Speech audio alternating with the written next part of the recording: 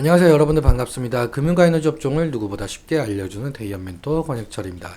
오늘 LS 에코에너지라는 기업 리뷰해보도록 할 텐데요. 일단 LS 에코에너지 같은 경우 여러분들도 아시다시피 기존 사업으로 이 전력통신 케이블 사업을 영위하고 있었고 신사업으로 히토리와 해저 케이블을 한다라고 밝힌 기업이죠. 당연하게도 신사업도 중요하긴 하지만 기존 사업도 상당히 중요한데요. 어제 YTN 뉴스에서 이 부분에 관련해서 나온 게 있더라고요. 그래서 오늘 그 부분 함께 살펴보면서 어제 말씀드린 내용도 다시 정리해 보면서 지금의 상승 이유는 현재 구리가 엮여 있는 부분, 이 부분까지 좀 얘기해 보려고 합니다. 사실 뭐 중복된 내용도 있을 수는 있겠지만 처음 보시는 분들을 위해서 말씀을 드리려고 하는데요. 같이 한번 확인해 보면서 천천히 얘기 나눠보도록 하겠습니다. 먼저 시작하기 전에 저희 대기업 채널에 오시면은 모든 종목들을 커버해드리고 있으니까 찾아와 주시면 정말 감사하겠고 제 영상도 끝까지 지켜봐 주시면서 댓글로 궁금하신 것들 남겨주시면 다음 영상에서 말씀을 드리도록 하겠습니다. 그러면 LS 에코에너지 바로 보도록 할게요. 일단 LS 에코에너지 같은 경우는 해저 케이블과 그리고 히토류 신사업을 추진하면서 제2의 성장 모멘텀이 될 것이다 라고 말을 한 바가 있었어요. 심지어 LS 전선 아시아에서 LS 에코에너지로 사명까지 변경했을 정도로 이 신사업에 대한 성장을 확실시한 것으로 보이고 있는데요. 해저 케이블 사업 같은 경우 러시아 우크라이나 전쟁이 발생을 하면서 유럽은 러시아 가스밸브가 잠길 것을 우려한 부분이 크다 보니까 에너지 안보가 대두되는 상황에서 해상 통역 발전을 꾀하는 나라가 상당히 많아졌죠. 그래서 이러한 부분에서 해상 통역 발전으로 전기가 생산이 된다면 바다에서 육지로 대규모 전략을 끌어다 올 수 있는 이 해저 케이블이 많은 관심을 받고 있었던 상황이었습니다. 히토류 같은 경우 이 첨단 산업인 반도체 그리고 2차 전지에 들어가는 만큼 상당히 전략 자산인데요. 히토류 생산량 1위 국가가 바로 중국이죠. 미국에서는 이 중국의 성장을 억제하기 위해서 이 트럼프 전 대통령 시대에서는 무역 전쟁을 한 만큼 중국에 상당한 압박을 가하고 있었던 상황이었고 중국은 이에 맞서서 이 전략 자산인 히토류를 무기화하고 다른 국가의 수출을 금하는 전략을 많이 세우고도 했었죠. 그런데 여기서 우리 한국은 히토류 의존도가 거의 중국의 80% 이상 달하는 만큼 중국 의존도가 상당해서 이 중국이 수출을 금하게 된다면 상당한 기업들이 손해를 볼 수밖에 없는 구조였습니다. LS그룹도 마찬가지로 이 그룹 내에서 2차 전지를 하는 기업들이 있었거든요. 그래서 히토류를 필요로 하는 사업을 하고 있었는데 앞서 말한 문제점을 타파하기 위해서 이 베트남 광산 업체와 계약을 하면서 공급망에 문제가 없도록 만들고 있는 상황이죠. 이러한 성장 모멘텀을 가지고 이 기대감으로 작년 7월부터 주가가 상승했었던 건 여러분들도 아시는 부분이라고 생각이 드는데요. 다음으로 이 기존에는 그렇다면 어떤 사업을 진행을 하고 있느냐라는 것인데 LS 에코에너지 같은 경우에 베트남에서 공장을 세우면서 전력통신 케이블 제조 판매 사업을 진행을 하고 있었죠. 먼저 어제 YTN 뉴스에서 나온 걸 좀 잠깐 살펴보도록 할게요. 지금 YTN 뉴스를 보시자면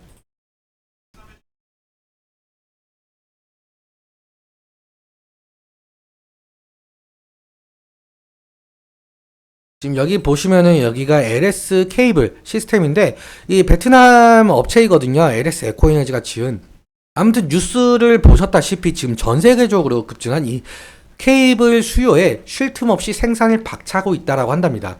이는 당연하게도 AI 산업 활황으로 부족한 전력 인프라만 구축이겠죠. 현재 AI 산업 확장으로 급격하게 늘어난 이 데이터 센터로 인해서 전력 인프라만 구축이 시급한데요. 당연하게도 이 전력 인프라만이 세워지려면 전선이라든지 아니면 통신 케이블이 필수적으로 필요하게 되죠. 이에 LS 에코에너지의 매출에도 상당히 큰 영향을 받은 것으로 보고 있고요. 그리고 또 다른 뉴스가 있는데 이것도 함께 살펴보도록 할게요.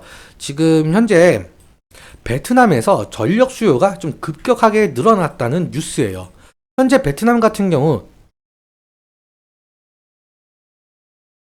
이 전력 제8차 국가 전력 개발 계획에 따라서 인프라 구축이 한창인데요. 그러면서 지금 LS 에코에너지는 최근 이 베트남 남북을 잇는 대규모 송전 산업을 수주하면서 설치 작업을 시작을 했다라고 하죠. 지금 베트남 같은 경우 2030년까지 도시화율도 지금 50% 달성 계획을 수립한 상태인데요. 기존에 노후화된 전력선이 상당히 많아서 어쩔 수 없이 구매를 해야 되는 입장이죠. 그리고 이 도시화율이 됨에 따라서 발전소 협의 용량 또한 늘어나는 것은 당연한 듯으로 보이고 있고요. 다시 말해서 이 전력통신 케이블 수요가 늘어날 전망을 보이고 있고 더 나아가서 이 도시화율이 계획된 부분보다 더 초과가 된다면 더욱 매출 증대 효과를 누릴 가능성이 상당히 있어 보이고 있죠. 사실 이 전력 케이블 같은 경우 구리가 들어가기 때문에 이 제품 가격 상승으로 인해서 기존 사업 매출에 도움이 될 가능성이 상당히 높은데요.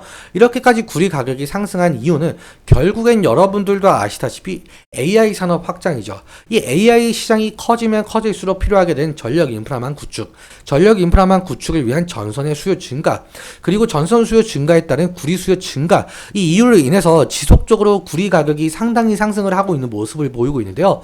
그런데 제가 이거 어제 말씀을 드렸지만 못 보신 분들을 위해서 다시 한번 말씀을 드려보자면, 사실 이 구리의 수요가 증가가 됐으면 그에 맞춰서 이 공급량도 늘리게 된다고 한다면 가격은 이렇게까지 뛰지는 않았을 거라고 생각이 들고 있습니다. 이 다음 자료를 보시면 이 표는 전 세계 구리 생산량을 보여주는 표인데요. 지금 2023년도부터 이 AI 산업이 확장이 되었잖아요. 이 챗GPT로 인해서. 그러면서 이 구리 수요가 증가가 되었는데, 사실 2022년 대비 2023년 이 공급량을 좀 보시면은 사실 눈에 띄게 늘지 않은 상황으로 보이고 있죠. 그리고 2024년 이 구리 생산량 같은 경우도 이 눈에 띄게 증가하지 못하고 있는 상황이에요. 이 표만 봤을 때는 구리 매장량이 점점 고갈이 되면서 생산량이 좀 줄어드는 게 아닌가라고 느껴질 수는 있겠지만, 사실 구리 같은 경우 아직까지는 땅 속에 상당히 많이 남아 있어요. 그런데 제일 큰 문제는 이 지표면에서 계속적으로 파 내려가다 보니까 캐내기가 상당히 어려워지고 있다는 거예요. 이게 구리 광석인데요. 이 구리 광석엔 사실 처음에는 아주 적은 양의 구리만 포함이 되어 있는데, 오래 전부터 이 광석 대비 구리의 양은 한 1.2% 비율을 좀 차지하고 있었습니다. 그런데 이게 지금 지속적으로 땅을 내려가고 있다 보니까 이 광석의 비율이 0.72%까지 떨어졌다는 통계가 있어요. 결국엔 비율이 줄어들면서 많은 광석이 필요해지고 인력과 돈이 더 많이 들 수밖에 없다라는 거예요. 이처럼 이 구리 수요는 증가하는 데 비해 공급은 한없이 적어지니까 구리 가격이 지속적으로 상승할 수밖에 없다라는 겁니다. 그렇다면 이 사실 원재료 가격 상승으로 인해서 제품 가격이 상승을 하게 된다라고 한다면 제품의 수요가 줄어들 가능성도 있겠지만, 당연하게도 이 베트남 같은 경우는 도시화로 인해서 설비 용량이 늘어날 것이고, 그렇다면 필수적으로 전력통신 케이블이 필요하게 되겠죠. 그리고 AI 산업을 발전을 시키려면 결국엔 이 전력 인프라만 구축이 시급하고, 그래서 이 제품 가격이 상승을 하게 된다라고 해도 제품의 수요가 줄어들 가능성은 그나마 좀 적어 보이고 있죠. 그렇다면 이 LS 에코에너지의 올해 실적 부분에 대해서도 이 해저 케이블과 히토류 부분이 아니라 이 기존 사업에 대해서 많이 매출이 나올 가능성, 이 부분 좀 생각을 해봐야 될 것 같습니다. 즉 다시 정리해보자면 이 LS 에코에너지 신사업인 히토류, 해저 케이블에 대한 괄목한 성과가 나오기 전까지는 현재 사업 부분에 대한, 그러니까 전력통신 케이블에 대한 성과와 앞으로의 모멘텀 같이 살펴봐야 되는 부분인 것 같습니다. 그러면 기존 사업에 대한 중요도도 좀 알아보았으니까 차트 보면서 마무리 설명 짓도록 할게요. LS 에코에너지 지금 오늘 같은 흐름을 보자면 오늘도 신고가가 나왔어요. 지금 44,700원으로 신고가가 나왔는데, 그런데 윗꼬리가 달리면서 어느 정도 좀 조정이 나오고 있는 것으로 보이고 있죠. 지금 분봉을 좀 함께 살펴보자면 1분봉으로 한번 볼게요. 1분봉 9시 22분에 딱 그 신고가를 찍고 좀 하락으로 보이고 있는데, 그런데 지금 거래량이 아침 22분 대비 좀 많이 줄어들고 있는 모양새로 보이고 있죠. 그러니까 지금 30분봉으로 한번 보자면 이 20일 이평선 부근을 좀 지지해주고 상승을 할지 그 부분 좀 지켜봐야 될 것 같은데요. 지금 아침 수급을 좀 잠깐 살펴보자면 LS 에코에너지 같은 경우는 오늘 키움증권에서 매도와 매수 거의 같은 부분으로 보이고 있죠. 특이하게 오늘 모건 스탠리에서 8만 주 정도 들어온 것으로 보실 수가 있겠고, 그리고 메릴린치에서 3,300주 정도 들어온 것을 보실 수가 있겠죠. 그리고 지금 사실상 신한투자증권에서 매수량이 좀 찍히고 있는데, 매도량도 보면은 지금 40만 주 정도 매도를 하고 있어요. 그 부분에 대해서 이 신한투자증권 이 부분도 좀 살펴봐야 될 것 같고요. 아무튼 오늘 같은 흐름, 다시금 신고가를 찍었기 때문에 제가 저번부터 말씀을 드렸지만 이 신고가에 해당되는 부분은 매수하려고 하는 심리보다 매도하려고 하는 심리가 더욱더 강하기 때문에 이 부분 좀 잘 생각을 보셔야 될 것 같고요. 일봉으로 좀 지지라인을 살펴보자면 이 부분까지는 좀 될 수 있을 것 같아요.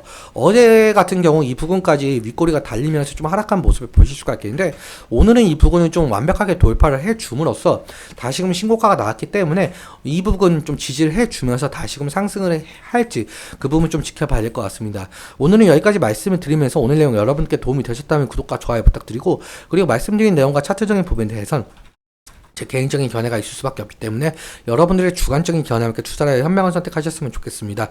오늘도 시청해주셔서 감사하고 지금까지 멘토 권혁철이었습니다. 감사합니다.